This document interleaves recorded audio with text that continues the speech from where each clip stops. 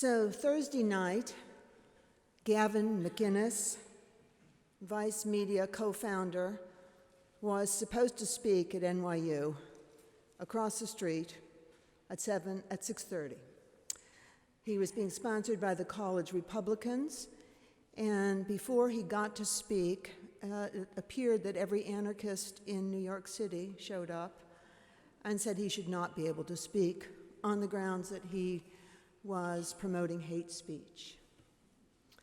About 100 NYPD officers flanked the Center for Spiritual Life and they didn't call it academic freedom, but they were all there, lined up like a wall. And the students from NYU who showed up, and the students and the other revolutionaries from around our great city who showed up behaved so badly. It would be hard to describe the number of curse words that were thrown at the police, the number of eyeball to eyeball, I hate you, you fascist mother, all afternoon for over 2 hours. And I wanted to send all of these people to a course with Hannah Arendt, because one of the things she argues so beautifully is that you can do as much evil fighting evil. It was an astonishing display of personal discipline on behalf of the NYPD, astonishing, who just stood there. And the fight grew and grew and grew, and there were probably several hundred people on our little street having a big, fat fight. It was tragic. Inside, we had over 100 asylum seekers who basically wondered if they'd ever be able to go home, go out on the street, because there was so much hate. I did try to go out and talk to some of the people and recommend that they take a course in physics about how grand the universe is and how full it is of Republicans, and that can't be all bad. I also wanted them to read the Lord's Prayer and learn what evil is. Evil is pernicious. Arendt says it's banal, but I'll tell you what it really is. Evil is an exaggerated sense of your own self-importance. The Lord's Prayer, which we have talked about now twice in a row, this will be the second time, ends in the largeness of the universe, our Mother and Father who art in heaven, eternity, long, large time, and it's bookended, it ends in large, long time. For thine is the power and the glory forever and ever, amen. And in the middle, we call each other names because of some heightened sense of self-importance. If I were to tell you one thing that the Lord's Prayer teaches me, it is thining, not mining. Thine, not mine. Thine is the power and the glory forever and ever. Not mine is the power and the glory forever and ever. An exaggerated sense of self-importance is no fun. What this prayer gives us fundamentally is a sense of moral proportion. We locate ourselves in the largeness of it all, and by the utter miracle of our 70 or 90 or 100 or 23 or 16 years, we take our portion with utter seriousness. You can enter the eternity delight by saying that you're just a worthless speck of stardust in the grand scheme of things, or you can enter that same worthless speckness by saying, wow, do I really get that much time to make a small difference in the universe? I obviously prefer the latter because I have met the delight of life way too often not to enjoy it as often as possible. For today, I want to put a few stories in front of you. I love the story that Grace Goodman told our community ministers on Friday about staggered breathing. In choirs or in singing groups or on the planet, the way people hold the long note is by planning when to breathe. They stagger breaths. I think that's eternity's game too. I hope I get 90 or 95 years of staggered breath. And I'm so glad for all the people who got to breathe before me and all the people who will breathe after me.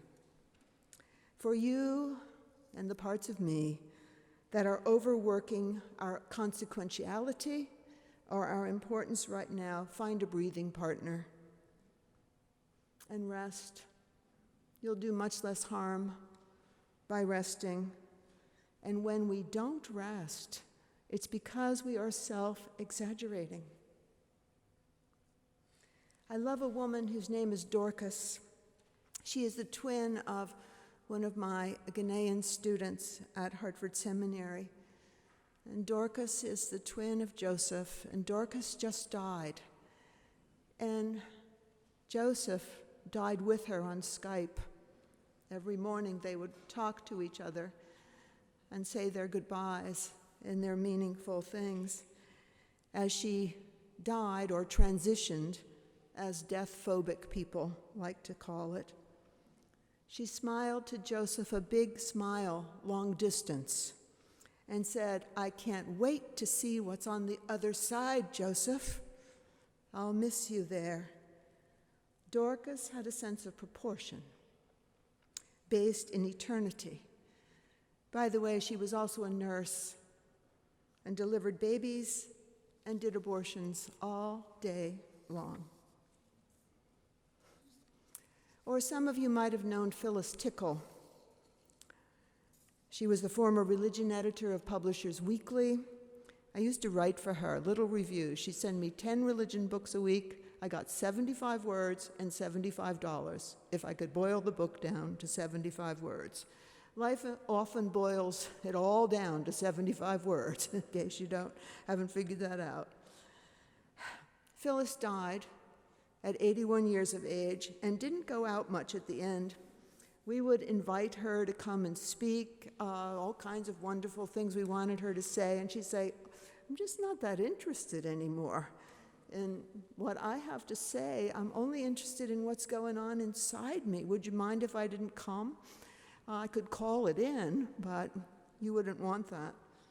Phyllis was a farmer from Tennessee and a good bourbon drinker. And she said, quote, that people were upset when she got her final diagnosis. And she said, quote, "Am I grateful for this? Not exactly, but I'm not unhappy about it either." And that's very difficult for people to understand. You may remember May Hammer, who had a disease that took most of her body away. But she always comforted the rest of us by saying, "You have no idea what fun I'm having inside here, where it's still working." And Pablo Casals was famous for practicing musical scales every day at 93. And people said, "Why are you doing that?" And he said, "Because I think I'm making progress." I watch so many young women in this neighborhood trudging by with a yoga mat on their arm, and I think, oh, come on. I literally watched a man at an uptown gym drive to the parking lot, take the escalator in to run on the treadmill. And I just was so puzzled. What are we trying to avoid by being so unhappily healthy? Evil is born in self-importance, and it can die there too.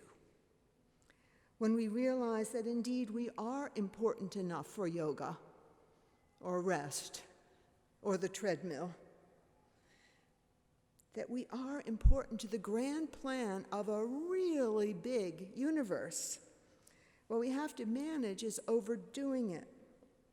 Overdoing it turns the banal into beatings of other people. Let's reposition ourselves in some place outside of how important we are, and have fun again. Amen.